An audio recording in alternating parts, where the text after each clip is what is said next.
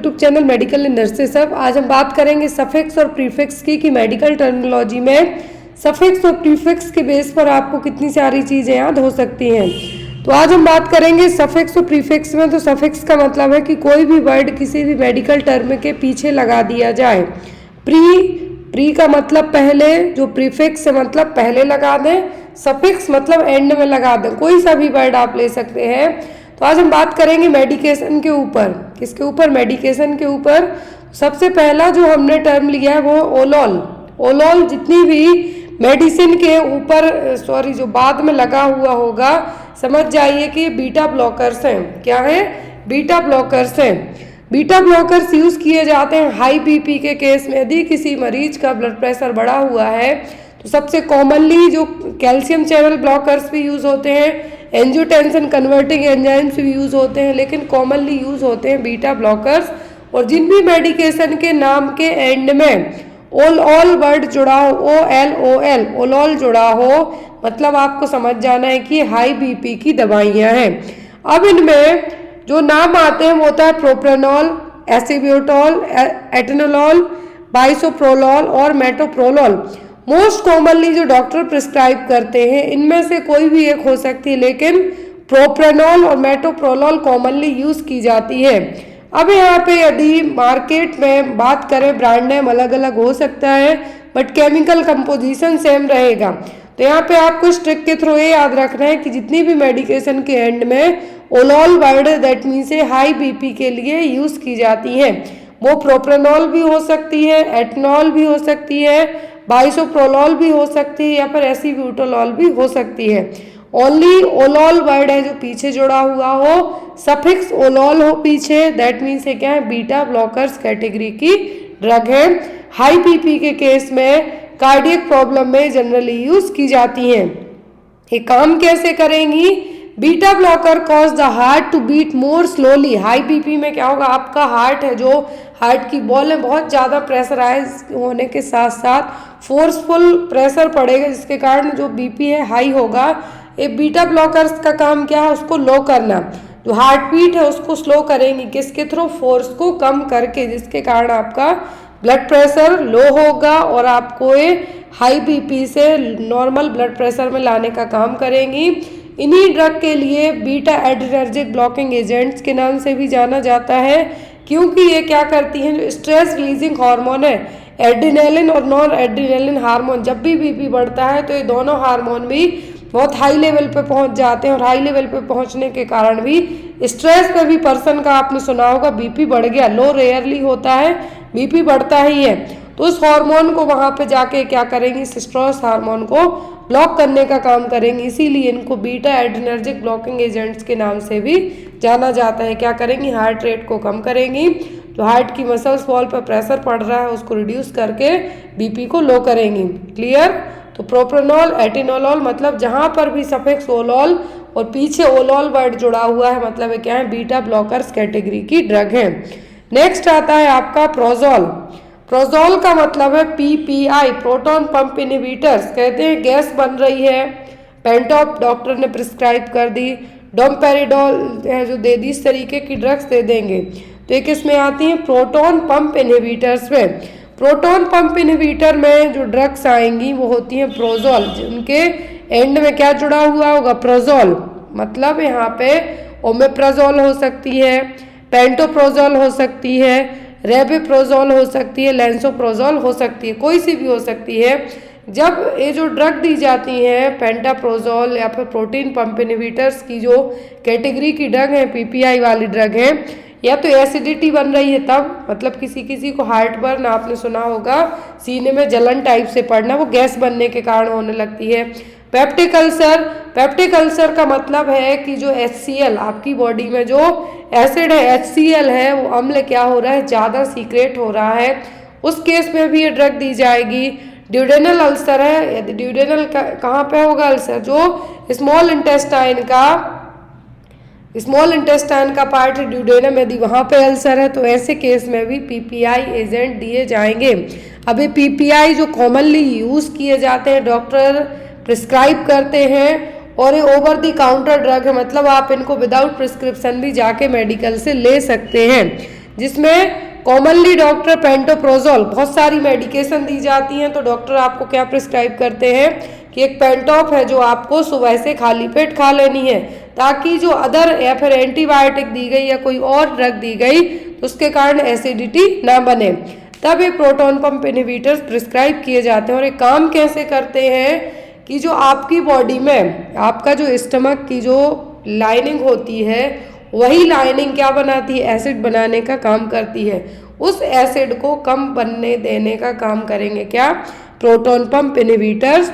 ये वही मैंने आपको बताया, यदि एसिड ज़्यादा बन रहा है, जैसे GERD की कंडीशन है, गैस्ट्रिक ईसोफेगल रिफ्लक्स डिसीज है, पेप्टिक अल्सर है, ड्यूडेनल अल्सर है, या फिर जोलिंगर एलिसन सिंड्रोम है, या फिर H पाइलोरी। पेप्टिक अल्सर का मेन रीजन क्या होता है, H पाइलोरी बैक्टीरिया, तो इसको एंटीबायोटिक के साथ में इनको दिया जाता है। क्लियर। तो जिस भी मेडिकेशन के एंड में प्रोजोल वर्ड जुड़ा हो, मतलब समझ जाना है कि ये क्या है, आपको एसिडिटी से ट्रीट करने के लिए दी जा रही है, अल्सर को ट्रीट करने के लिए दी जा रही है, और ये प्रोटॉन पंप इनहिबिटर कैटेगरी की ड्रग है। मार्केट में जनरली आप मेडिकल पे जाइए, आपको ओमेप्राजोल नहीं कहना पड़ेगा, आप पेंटॉप भी कह देंगे तो भी आपको ये मिल जाएगी। नेक्स्ट आती है डेजोल। प्रोजोल के बाद अब आती है डेजोल। जिस भी मेडिकेशन के एंड में डेजोल वर्ड जुड़ जाए, मतलब वो क्या है, एंटी हेलमेंथिक ड्रग्स है। एंटी हेलमेंथिक ड्रग्स का मतलब कृमिनाशक दवाएं। कृमिनाशक दवाओं में सबसे कॉमन यूज की जाती है एल्बेंडाजोल और मेबेंडाजोल। मेट्रोनिडाजोल यूज की जाती है कब, जब मरीज को हेलमेंथिक इन्फेक्शन है, कृमि इन्फेस्टेशन है, उसके साथ साथ कृमि इन्फेक्शन के साथ साथ लूज मोशन की कंडीशन भी डेवलप हो जाए, जिसको आप डिसेंट्री कहते हैं, तो डिसेंट्री के केस में मेट्रोनिडाजोल है जो दी जाती है। बट कॉमन यूज की जाती है क्या, एल्बेंडाजोल और मेबेंडाजोल। यदि किसी को लूज मोशन हो रहे हैं तब मेट्रोनिडाजोल है जो दी जाती है। तो यहाँ पर हेलमेंथिक और वॉर्म इन्फेस्टेशन को ट्रीट करने के लिए जो डेजोल कैटेगरी वाली ड्रग है, मतलब जिन भी ड्रग के एंड में, मेडिकेशन के एंड में डेजोल वर्ड जुड़ जाए, मतलब ये क्या है, एंटी हेलमेंथिक ड्रग्स और कृमिनाशक दवाएं। ये जो कृमिनाशक दवाएं हैं, बच्चों में 1 साल से कम उम्र के बच्चों में नहीं दी जाती है, आपको याद रखना है। और यदि ये दी जाती हैं तो यहाँ पे जो वॉर्म इन्फेस्टेशन कंट्रोल प्रोग्राम है, हर साल गवर्नमेंट स्कूल में डिस्ट्रीब्यूट की जाती है ड्रग। 400 mg की एक टैबलेट है जो एक ही सिंगल डोज में दी जाती है, याद रखना है। 400 mg की सिंगल टैबलेट है जो एक डोज में दी जाती है। 1 साल से कम उम्र के बच्चे को कभी भी एल्बेंडाजोल, मेबेंडाजोल या मेट्रोनिडाजोल नहीं दी जाती है। जब बच्चे की उम्र 1 साल से ज़्यादा हो जाती है तब उसको एज ऑन वेट के अकॉर्डिंग है जो 10 ml है जो सिरप आती है, वेंडी प्लस नाम से, किसी भी नाम से मार्केट में मिल जाएगी, तो वो 5-5 ml करके पिला दी जाती है, लेकिन 1 साल से पहले नहीं दी जाती है। तो यहाँ पर एल्बेंडाजोल को जो आपके पेट में कीड़े हो रहे हैं, उनको वॉर्म आपके क्या करेंगे, आपके ग्लूकोज को एब्जॉर्ब करने का काम करते हैं। लेकिन ये ड्रग क्या करेगी कि जो कीड़े आपके पेट में आपके कीड़े पनप रहे हैं, वॉर्म्स हैं, उनमें जो शुगर एब्जॉर्ब कर रहे हैं, उन कीड़ों को शुगर से दूर रखने का काम करेगी। उन वॉर्म्स में जब शुगर नहीं मिलेगी, एनर्जी नहीं मिलेगी, तो मर जाएंगे और देन आफ्टर है जो स्टूल के थ्रू बाहर निकलेंगे। तो एल्बेंडाजोल का उपयोग कृमियों के कारण होने वाले संक्रमण के इलाज के लिए किया जाता है। यह कृमि को ग्लूकोज को अवशोषित करने से रोककर काम करेगा। जो वॉर्म है उनमें एनर्जी और जो ग्लूकोज है वो जाने से रोकेगा। जब ग्लूकोज नहीं जाएगा, एनर्जी नहीं मिलेगी, मर जाएंगे। सिंपल सी बात है। तो इनका जो मोड ऑफ एक्शन है वो इस तरीके से काम करेंगे। जिन भी ड्रग में डेजोल है, मतलब ये क्या है, एंटी हेलमेंथिक ड्रग है। Metronidazole, albendazole. Metronidazole generally use की जाती है जब डिसेंट्री का केस भी साथ में डेवलप हुआ हो तब। फिर आते हैं नेजोल। नेजोल जितनी भी फंगल ड्रग है, एंटी फंगल ड्रग है, फंगल इन्फेक्शन में यूज की जाती हैं, उन ड्रग्स के एंड में जो सफिक्स जुड़ता है वो होता है नेजोल। Ketoconazole, fluconazole, itraconazole. Fungal infection as compare to bacterial के हम बात करें, ज़्यादा है जो क्रोनिक वे में जाएगा, लंबे टाइम में। यदि किसी को कहीं पर भी जो फंगल इन्फेक्शन हो जाता है तो कंपेयर करें बैक्टीरियल के 4-4 महीने तक ठीक होने में लग जाते हैं। तो कीटोकोनाजोल, फ्लूकोनाजोल, एट्रोकोनाजोल मतलब जिनके भी पीछे सफिक्स नेजोल जुड़ जाए और एंड में नेजोल वर्ड जुड़ जाए मतलब वो क्या है, एंटी फंगल ड्रग है, फंगस ट्रीटमेंट में यूज़ की जाएंगी। ये टॉपिकल भी हो सकती मतलब डायरेक्ट स्किन पे अप्लाई करके भी यूज़ की जा सकती हैं। मोस्ट ऑफ दी इसी तरीके से यूज़ की जाती हैं।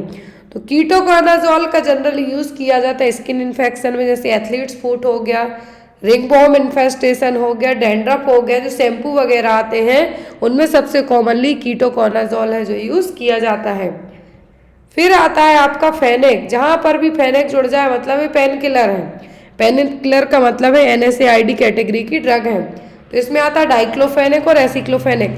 थोड़ा सा सिर दर्द हुआ, आपको कहीं पे भी दर्द हुआ, सिर दर्द हुआ, हाथ पैर दर्द हुए, मसल पेन हुआ, तुरंत आपने एक डाइक्लो लेके खा ली, डाइक्लोफेनेक लेके खा ली। तो यहाँ पर जिनमें भी फेनेक सफिक्स से मतलब ये क्या है, ये है आपकी पेन किलर। पेन किलर का मतलब non steroidal anti inflammatory drug, मतलब आपको बुखार में भी ये दे सकते हैं, दर्द में भी दे सकते हैं और कहीं पर भी सूजन है तो भी ये ड्रग दी जा सकती है। तो यहाँ पे एसिक्लोफेनेक और एसिक्लोफेनेक कभी सिंपल एक फॉर्म में नहीं होती, इसको पैरासीटामोल के साथ मिक्स करके दिया जाता है। वैसे ही सेम डाइक्लोफेनेक है, जहाँ पर फेनेक जुड़ जाए मतलब क्या है, दर्द के लिए और NSAID कैटेगरी की ड्रग है।